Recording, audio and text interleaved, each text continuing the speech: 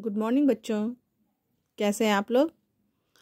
अच्छे ना? तो बच्चों आपने सहज हिंदी रचना में कार्यपत्रक 21 यानी कि केस पूरा किया था। उसमें आपने पढ़ा था किसकी मात्रा? औ की मात्रा। अब ये कार्यपत्रक है आपका 22 यानी कि 22। तो इस कार्यपत्रक में अनुस्वार, चंद्रबिंदु और विसर्ग पढ़ा। अनुसार किसे कहते हैं? अंग की मात्रा को अनुसार कहते हैं। जब अंग की मात्रा मतलब कि हम एक बिंदी लगाते हैं उसे अंग की मात्रा कहते हैं ना, तो उसे अनुसार कहते हैं। चंद्र बिंदु, एक ऊपर चंद्र बना के बिंदु बनाते हैं तो ये चंद्र बिंदु हो गया। और विसर्ग, विसर्ग किसको कहते हैं? आहा की मात्रा। अंग आहा पढ़ा है ना स्वर में, तो ये है किसकी मात्रा? विसर्ग की मात्रा। ठीक है। अब देखिए यहाँ पे शब्द दिए हुए हैं, उनको हम पढ़ते हैं और इनके चित्रों में सही शब्द को लिखते हैं। ठीक है। तो सबसे पहला शब्द है नमः, फिर है हंस, ऊंट, सांप, दांत, चांद, कैंची, भिंडी। अब यहाँ चित्र दिए हैं। सबसे पहले चित्र दिया है हंस का, ये लिखा हुआ है हंस। इस हंस तो हम यहाँ हंस लिखेंगे, हंस, हंस। फिर सांप, ये लिखा हुआ है, सा में चंद्र बिंदु लगेगी और पा, सांप। ऊंट, ये लिखा हुआ है, ऊ में चंद्र बिंदु, बड़ा ऊ, और टा, ऊंट। अब ये कौन सा चित्र है? चांद का। चांद, ये लिखा हुआ है, चा में आ की मात्रा और चंद्र बिंदु और दा, चांद। अब ये किसका चित्र है? भिंडी का। भिंडी कहाँ लिखा है? ये लिखा हुआ है, ये लिखा हुआ है भिंडी। तो यहाँ पे हम लिखते हैं भा, छोटी की मात्रा और बिंदी यानी कि अंग की मात्रा, भिन, डी, डा में बड़ी की मात्रा, भिंडी। क्या बन गया शब्द? भिंडी। यहाँ पे लिखा हुआ है भिंडी।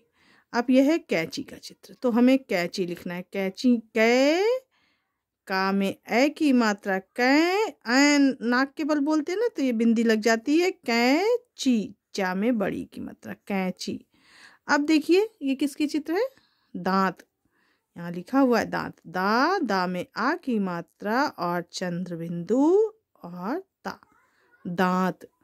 ये हाथ जोड़ी हुई है लड़की, ये क्या कर रही है? नमस्ते कर रही है। नमस्ते को हम क्या कहते हैं? नमः। तो यहाँ पे क्या लिखेंगे? न, माँ में विसर्ग, विसर्ग को हा की आवाज से पढ़ते हैं ना, ये सब हमने आपको पढ़ाया है। तो ये हो गया नमः। ठीक है। तो ये अभ्यासकार ऊपर का पूरा हो गया। अब नीचे देखिए एक और दिया हुआ है अभ्यासकार, जो आपको क्या करना है? अनुसार, चंद्रबिंदु और विसर्ग लगाकर शब्द बनाओ। यहाँ पे कुछ शब्द लिखे हुए हैं, उनमें हमें मात्रा का प्रयोग करके सही शब्द बनाना है।